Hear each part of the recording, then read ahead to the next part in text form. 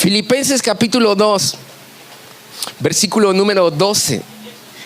Estamos estudiando esta carta. Es una carta muy linda, una carta que, aunque pareciera breve, 4 capítulos, ya nos ha ocupado una serie de domingos y hemos estado aprendiendo mucho acerca de lo que Pablo nos tiene que decir mediante esta bella carta. Póngase en pie un momento, si es tan amable, y me voy a permitir leer Filipenses capítulo 12 hasta el versículo número 18. Y la palabra del Señor dice de la siguiente manera: por tanto, amados míos, como siempre habéis obedecido, no como en mi presencia solamente, sino mucho más ahora en mi ausencia, ocupaos en vuestra salvación con temor y temblor, porque Dios es el que en vosotros produce así el querer como el hacer por su buena voluntad.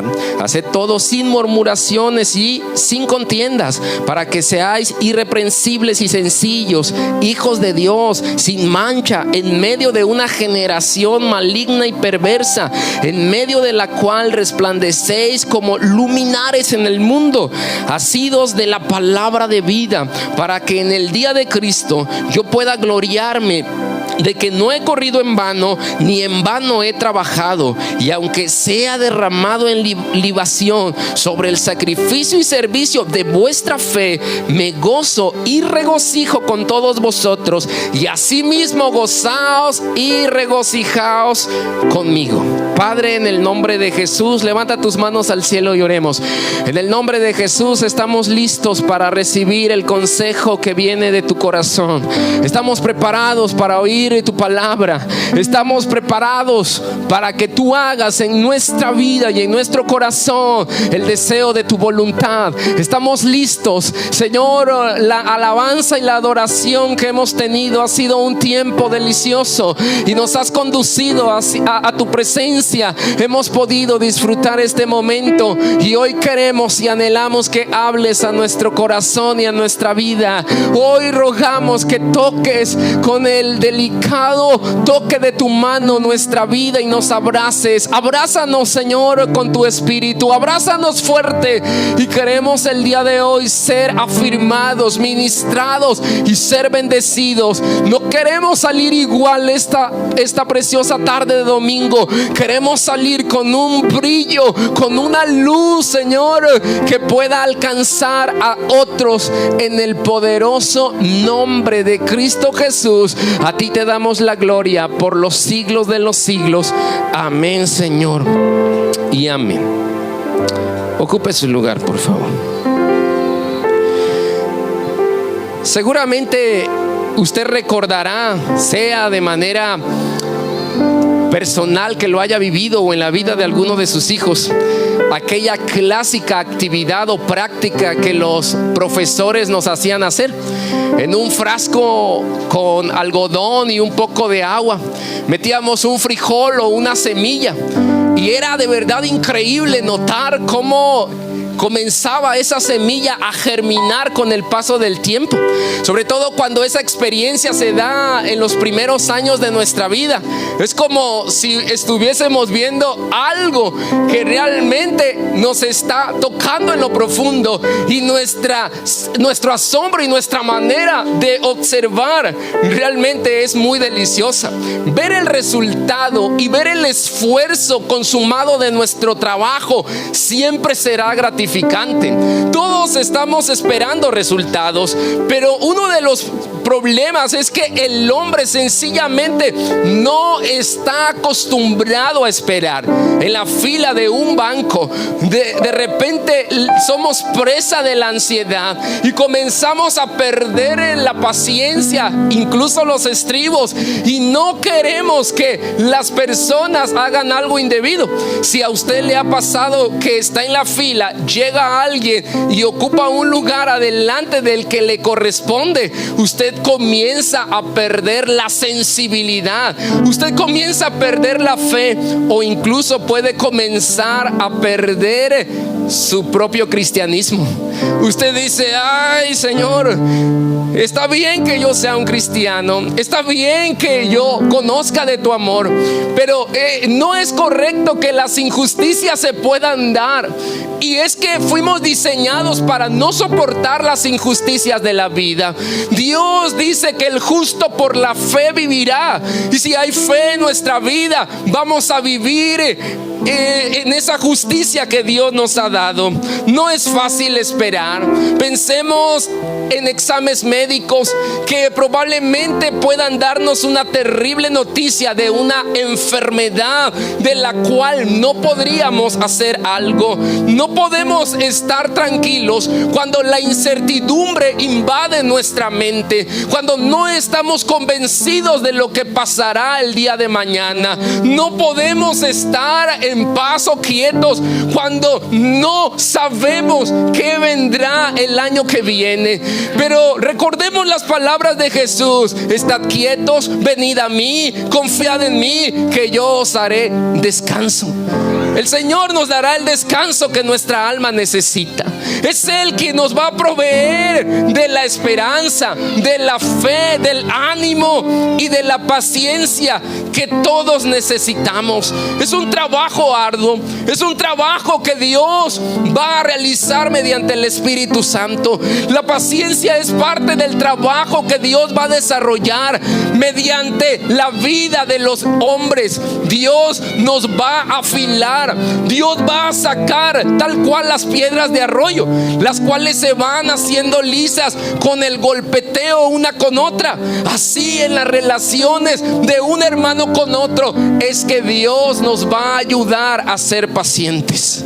Seguramente tu familia, seguramente algún empleado, seguramente tu jefe en el trabajo, o seguramente algún hermano en la iglesia te quita un poco de esa paciencia, te hace perder esa paciencia.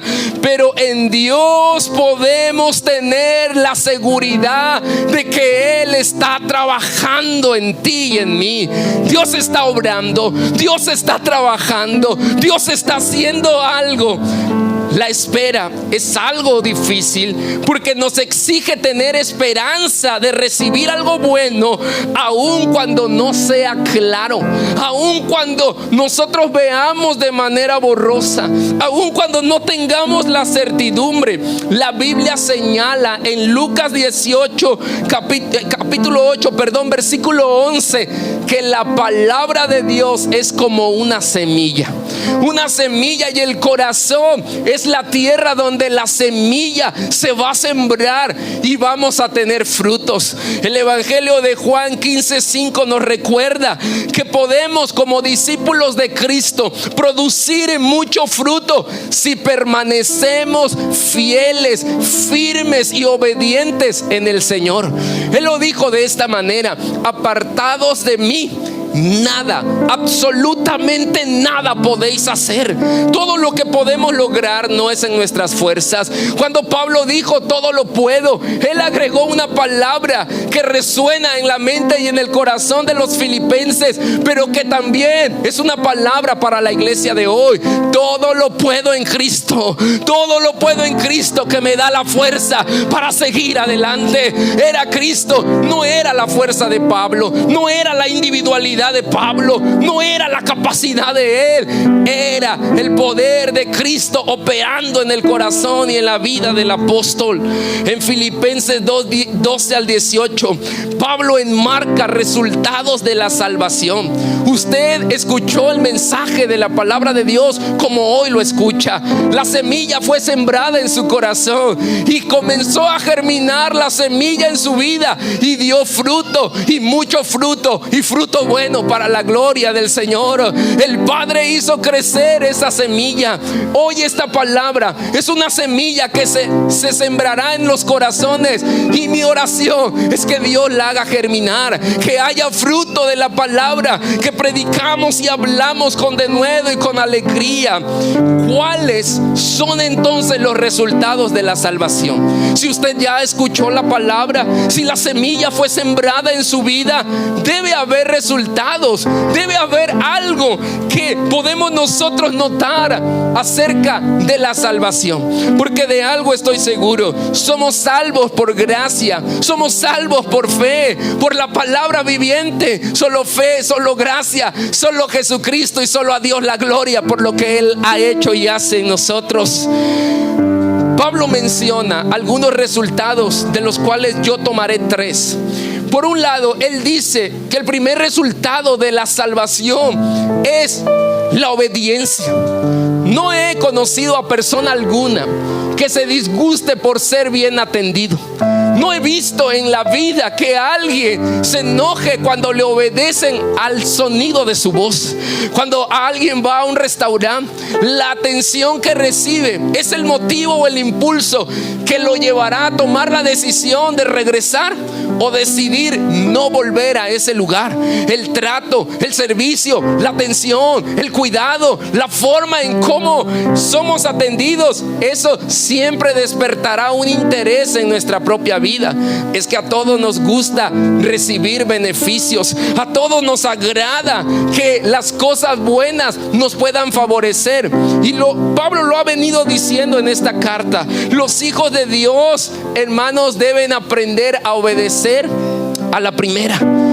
Pero en nuestra propia experiencia encontramos, y sobre todo en la primera adolescencia, como algunos han llamado a las primeras etapas de la vida de los infantes, los hijos no obedecen a la primera. Los hijos tienen que ir aprendiendo mediante un proceso. Somos sus coaches, somos sus instructores. Tenemos que decirles lo que tienen que hacer. Ellos tienen que aprender a responder al llamado y a la voz de la autoridad que Dios les ha delegado.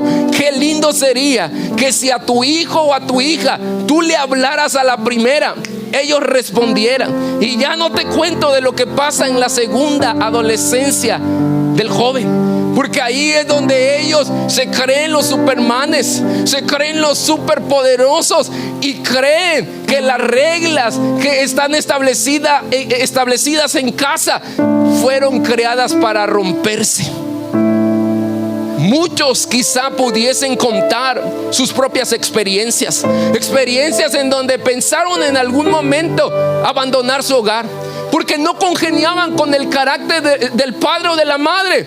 Pero te quiero decir que muchas veces cuando no congeniamos en el carácter con alguien, hay mucho de esa persona reflejado en nuestra propia vida, en nuestra propia personalidad. Somos muchas veces espejos en esa persona. Sin embargo, no es tan sencillo crear hijos. No es algo tan fácil. Es una tarea titánica, y sobre todo en una generación en donde se ha perdido el respeto a la autoridad que Dios ha delegado. No es una tarea para cobardes, es una tarea para valientes, es una tarea para hombres decididos, es una tarea para hombres llenos del poder y de la autoridad de Dios en sus corazones y en sus vidas. Pero lo más cómodo es dejar que las cosas acontezcan. Lo más cómodo es dejar que todo pase y no confrontar las realidades.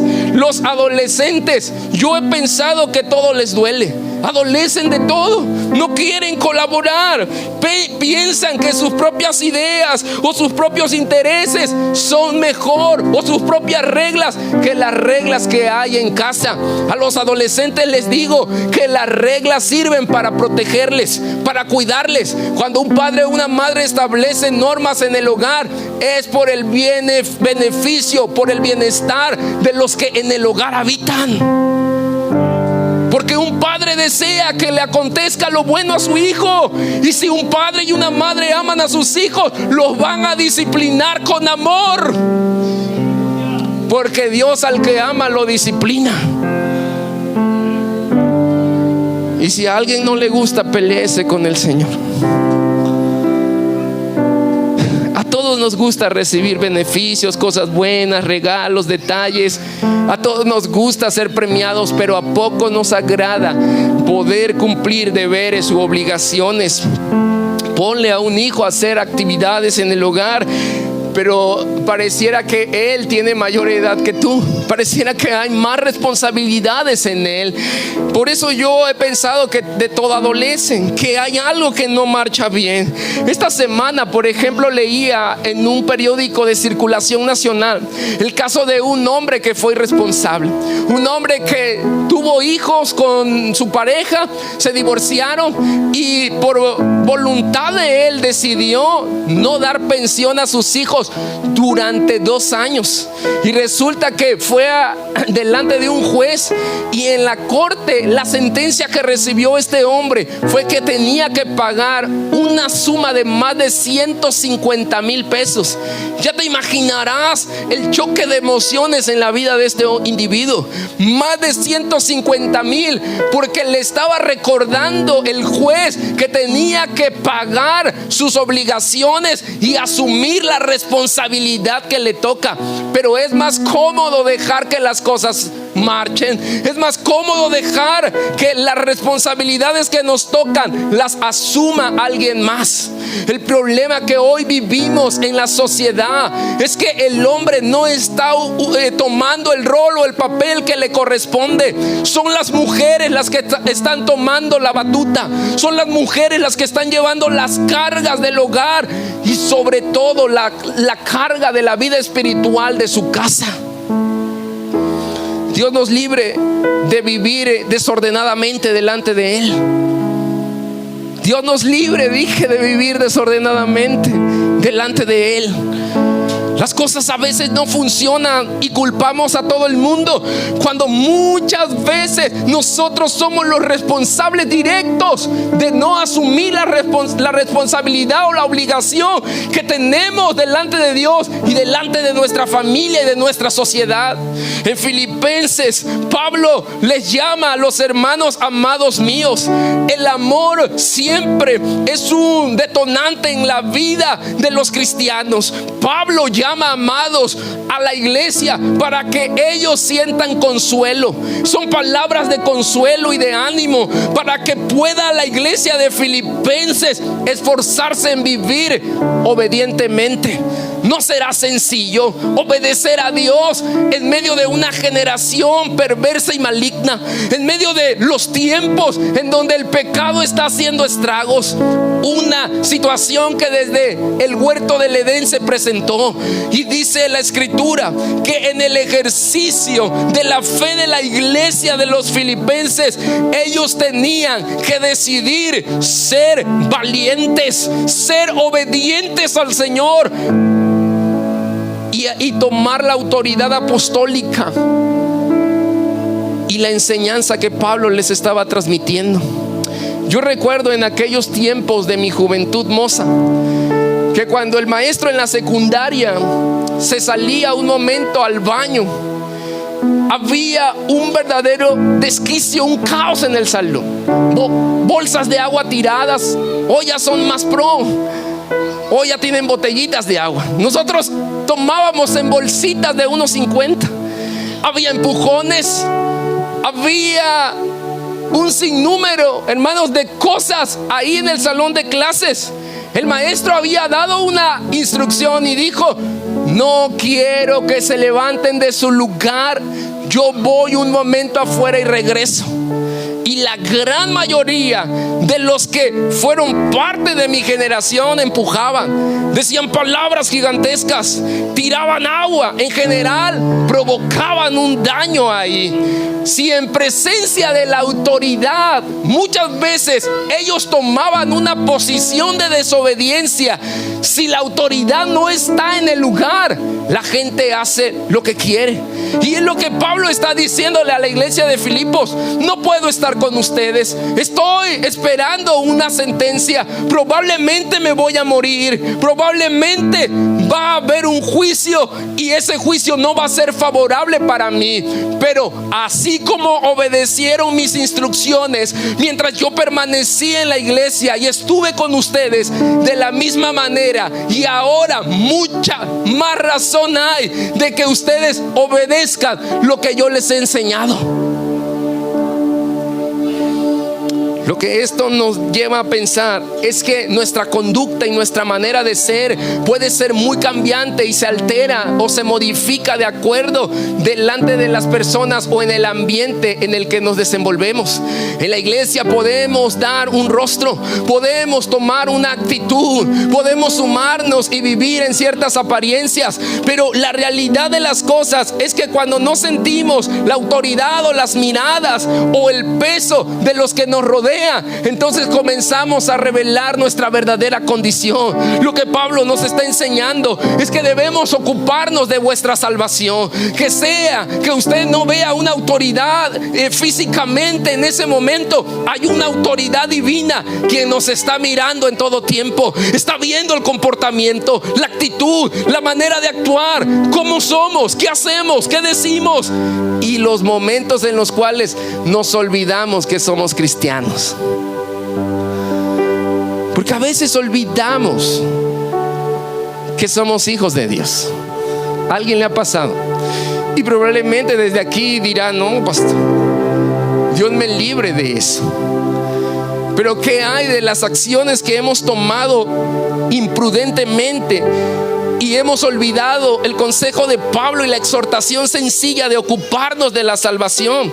Es decir, esto significa no hacer algo para ser salvos. Esto significa que nuestro comportamiento o nuestra forma de actuar debe estar de acuerdo a lo que decimos ser. Si somos salvos, si somos cristianos, tenemos que actuar como cristianos.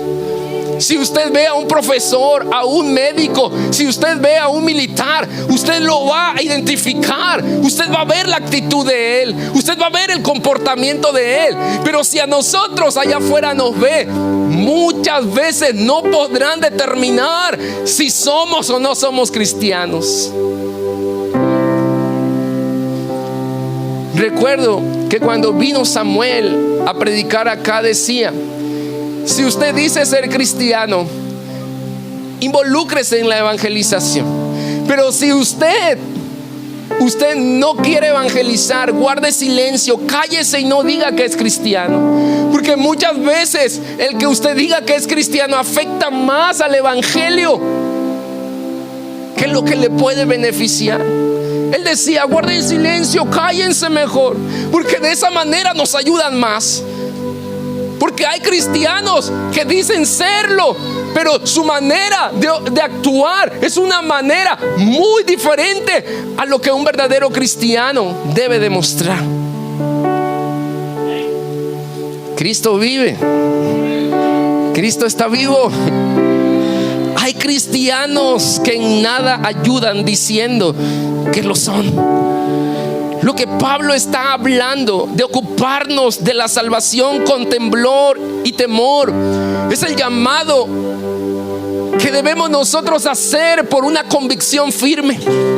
Cuando usted amenaza a su hijo desobediente y le dice: si no vienes en 3, yo te voy a dar 2 o 3 golpes.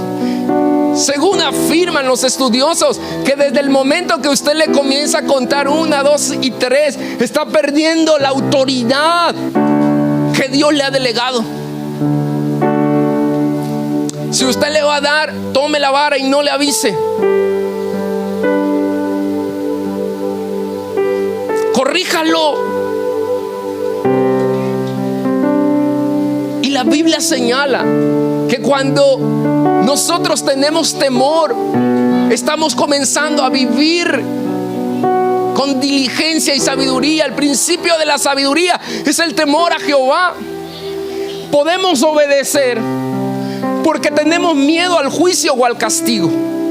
Si hoy yo le hablo del infierno y le digo las consecuencias del infierno y lo que habrá en el infierno y todo el problema en el cual nos vamos a meter si nos vamos al infierno, yo estoy seguro que esta tarde usted va a ser uno de los mejores cristianos.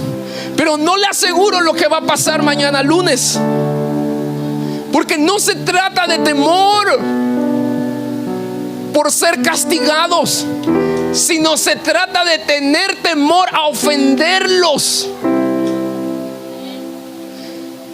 El el temor de causar una ofensa en la vida de una persona. Eso es del temor del cual debemos ocuparnos. Y muchos sentimos temor de decir una verdad, de decirle a alguien algo, porque se va a ofender, y tenemos miedo porque algo va a provocar en su corazón. Si estamos frente a una autoridad respetable y tenemos la oportunidad de decirle algo, sentimos miedo porque se puede ofender. ¿Qué le diría usted a nuestro presidente si lo tuviera enfrente? Si estuviera inconforme con algo, si estuviese esa posibilidad, ¿qué le diría? Tenemos miedo de ofender, tenemos miedo de causar un daño.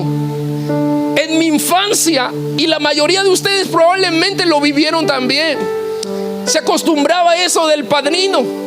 Y al padrino, cuando lo veías, te quitabas la gorra y el sombrero, y la mano la tenías que llevar a la frente. Crecí donde la familia, mi padre no iba a la iglesia, y entonces cuando yo veía a mi padrino tenía que llevar la mano a la frente e incluso besarla. Ahí viene mi padrino. Y había un respeto o al padre o a la madre de decirle algo por temor, no a que me fuera a golpear, no a que me castigara, sino para no lastimar o ofenderle. Y ese es el tipo de respeto y de temor del cual Dios está esperando por nosotros. Pero la gran mayoría no hace algo porque tiene miedo de que va a recibir un castigo o un juicio de Dios. Y esa es una distorsión del Dios amoroso que tenemos. Tenemos que cuidar de no hacer algo porque Dios merece un gran y elevado respeto, y por lo que Él representa, yo decido, yo determino no hacer algo que le desagrade a Él. Pero la gran mayoría vivimos atormentados, el juicio, el castigo, Dios te va a castigar. Dios es un Dios de amor, es un Dios de misericordia, es un Dios de fidelidad, es un Dios que espera que tú hagas las cosas, no porque Él va a venir con una espada contra ti, sino porque realmente Él es alguien más que importante en tu vida. Los de esta generación, no lo sé, pero hablo por la generación pasada, decirle algo a mamá o a papá era algo terrible. Madre y padre con una mirada nos controlaban. Con un llegando a casa nos arreglamos.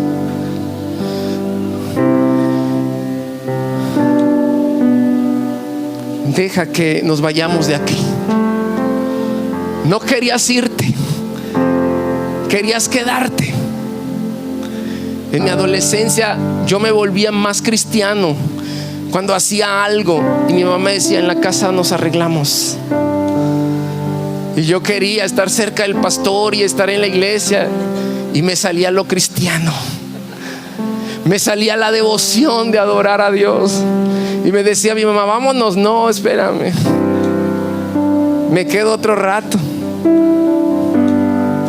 Pero hoy no es así. Y Pablo señala que el sentimiento lo va a poner Dios, y la voluntad, la acción también. Es que yo no quiero, Dios te va a hacer a que quieras. Es que no tengo la fuerza de voluntad. La voluntad de Dios es que pongas pies a la fe y que haya acción en ocuparte en la fe con temblor y temor. Dos acciones que revelan la incapacidad espiritual de nuestra vida. ¿Cuál es nuestra actitud, nuestro comportamiento frente a alguien que nos ha ayudado? ¿Un abogado? ¿Un médico? ¿Un profesor? un contador público, un arquitecto. Casi hay quienes le quieren besar los pies, porque están agradecidos, porque ellos reconocieron que eran incapaces de resolver esa cuestión que estaba frente a su vida. Pero ¿cuál es nuestra actitud al reconocer nuestra incapacidad espiritual de resolver problemas? Y yo, como aquella mujer, no solo me permitas abrazarte, déjame tirar mi perfume en tus pies y lavarlos y besarlos, porque soy tan incapaz de hacer cosas que solo tú puedes lograr. Déjame lavar tus pies y déjame estar contigo, porque yo soy tan incapaz de conducir mi propia vida.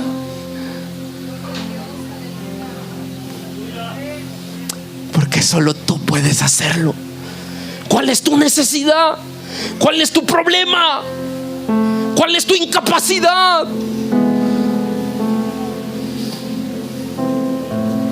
Puedes venir delante de Él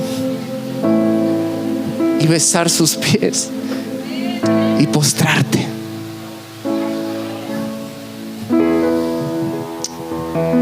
Ese es un resultado.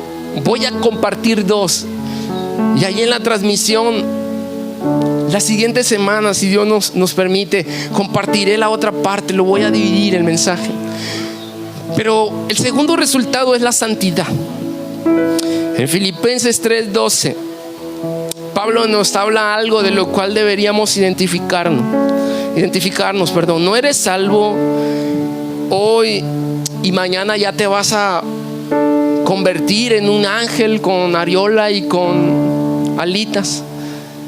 Hay mucha gente que cree eso, que dice: yo ya soy cristiano y mañana voy a salir al mundo y a la vida y voy a tener unas alas tan lindas y una areola en mi cabeza que el mundo va a decir: este es cristiano. Al salir de esta misma reunión, hoy te puedes pelear con alguien, y no quiero profetizar nada ni decir nada, pero ese alguien puede ser de tu familia, de tu misma casa. ¿Cómo lo sabe? Porque con ellos conviven. Al salir de esta reunión, ni siquiera va a salir del templo, cuando usted ya puede perder la bendición que Dios le pueda derramar en estos minutos de reunión. La Biblia dice a través de Pablo: no es que yo ya lo haya alcanzado todo, no es que yo sea perfecto, yo prosigo a la meta, al supremo llamamiento de Dios. Pablo no se creía un hombre perfecto. Pablo sabía que había mucho aún de lo cual Dios tenía que trabajar y obrar en su propia vida. Pero hay un terrible problema.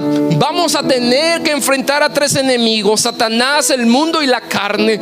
Vamos a tener que hacerle frente con toda la fuerza de nuestra fe y de nuestra vida. Y el llamado de Dios es un llamado a la integridad. Es el resultado, hermanos, la santidad y la integridad de lo que el Espíritu Santo ha hecho mediante la salvación del Señor. Y debemos tener muy presente, muy en mente lo que Pablo está hablando en estos versos, y les dice: no contiendan, no haya contiendas. Les está diciendo y les está afirmando. En el versículo número 14 dice: haced todo sin murmuración y sin contienda. Una persona que contiende es una persona que está mostrando que aún Dios tiene que trabajar, porque las obras de la carne se están manifestando en su vida. Dios dice: tengan ausencia de enfrentamientos, no murmuren, no haya comentarios que dañen. Porque la murmuración persigue el fin de dañar, de causar un mal a alguien. Y todo esto, Él tiene un motivo por lo cual lo escribe, y dice: esta generación es perversa. La palabra perversidad o perverso es alguien que le gusta, disfruta hacer lo malo. Yo conocí a una persona que se levantaba y decía: hoy tengo ganas de matar a alguien. Y mataba gallinas, puercos, animales, porque decía tener ese deseo de matar. Y cuando mataba a los animales, lo disfrutaba. Es perverso eso. Eso requiere psicólogos, psiquiatras. Que la iglesia se levante a ayunar y a orar. Liberaciones. Es terrible. Y ese es el tipo de generación que ha venido a través de los siglos. Una generación que quiere hacer lo malo, y no solo lo quiere hacer, está haciendo lo malo.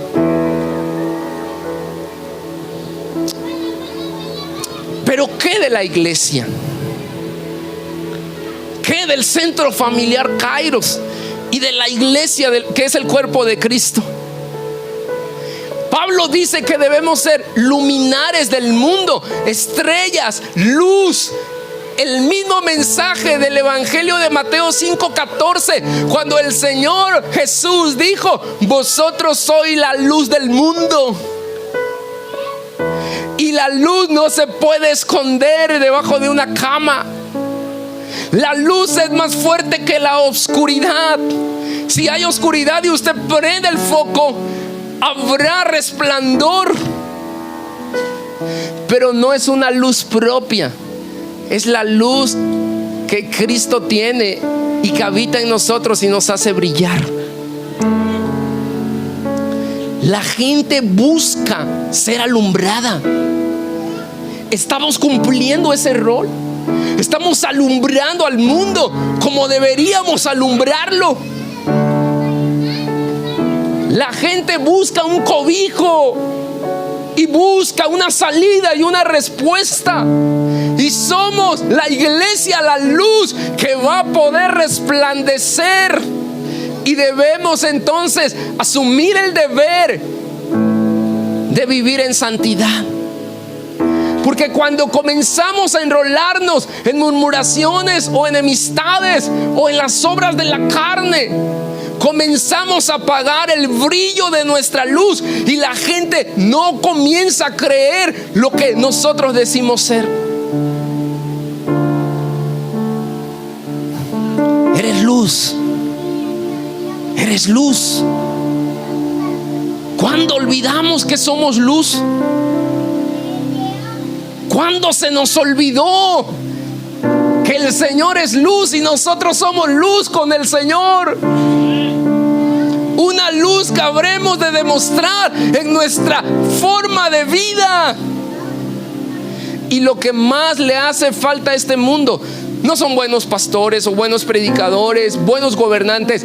Le falta hombres y mujeres íntegros e íntegras delante del Señor. Hombres que vivan en una integridad en la cual reflejemos que hay una verdadera luz en nuestra vida.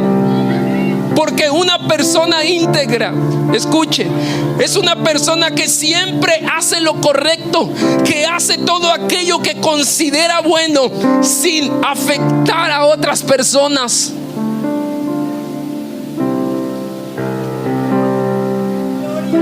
Pero el fin justifica los medios, dijo el filósofo. Y no importa lo que yo haga y a quién pisotee y cómo lo haga. Lo importante es llegar al resultado final. Pero el Señor dice no.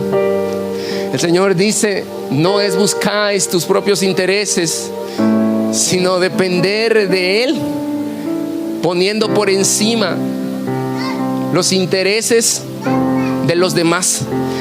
Si usted estudia con mucho cuidado, Pablo cuando dice libación está diciendo me voy a morir. Libación era un rito pagano, un rito antiguo donde salía un líquido del cuerpo, la sangre. Y está diciendo su fe y su servicio ha sido mayor del servicio y de la fe que yo tengo como apóstol.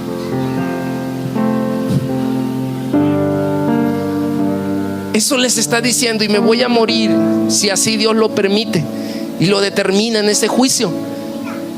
Pero esa libación y ese derramamiento de líquido, de sangre, de sudor, de fuerzas, de trabajo, es para el gozo mío y el gozo del cual ustedes también deberían compartir.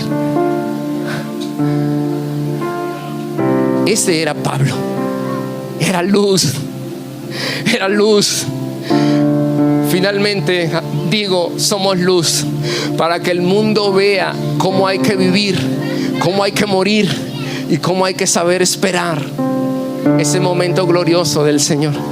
Para que seamos luz cuando nos atrape la impaciencia en un banco. Para que seamos luz cuando el médico dice es cáncer y está en etapa terminal. Cuando alguien nos diga no hay más salida para tu problema. Para hacer luz en la manera de enfrentar y de modelar las circunstancias que nos sobrevenga. Ser luz por encima de todo. Ser luz sabiendo que Dios y solo Dios nos dará la fuerza necesaria para brillar en una generación maligna y perversa. Ser luz para que cuando nos despidan del trabajo podamos decir soy luz porque Cristo mora en mí. Ser luz para que cuando nos rechacen de algún lugar podamos decir todo lo puedo en Cristo que me fortalece. Ser luz para que cuando las cosas no vayan saliendo bien sepamos enfrentar con vigor y vitalidad. Y sabremos modelar y sepamos modelar la misma vida que Cristo nos ha modelado. Somos luz en una generación maligna y perversa. Brilla. ¿Quién se robó tu brillo? Brilla. Brilla. Aunque duela, aunque canse, aunque sientas que no puedes, brilla, brilla, porque Dios te ama. Brilla, brilla y sigue brillando. Brilla, porque eres luz. No hay padres, no hay una buena familia. Brilla. Brilla, brilla y sigue brillando. Kairos, brilla. Que el mundo vea que somos luminares en una generación perversa y maligna. Sigue brillando. Aunque todo apunte a que no puedas más, brilla. Que nada se robe tu brillo.